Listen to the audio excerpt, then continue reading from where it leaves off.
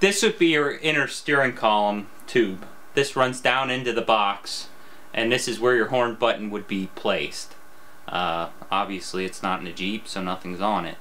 Your wire would run down this tube, and on like the MBs, GPWs, and CJ2As, they all ran down the column, and the wire came out a small hole about 3/4 of the way down.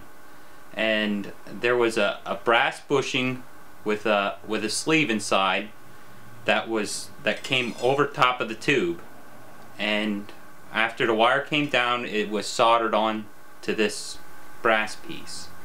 Now after the brass piece is all soldered on, there was a catch on the outer column, and this rode on there, and that's how your wire gets from inside the column to outside. Now on later models, they had a tube that came up, and the wire would have ran all the way down the column tube to the bottom and out the bottom. Now you have to fish a new wire down, solder it on this brass piece, and get these other pieces that I have, you know, to make it work again.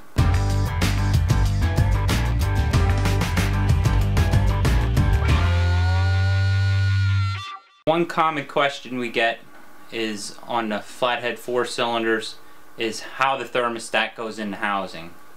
On regular cars, normally the thermostat housing squashes the thermostat in between the head and the housing. These are a little different. You'll have your thermostat, and that will go in with the spring towards the engine side. That'll go in first, inside the housing like so. And then there's a retainer that holds the thermostat up in the housing so that it doesn't slide around. And this retainer will go with these little teeth in first, and it slides in, and now it's ready to be bolted on the head with the gasket.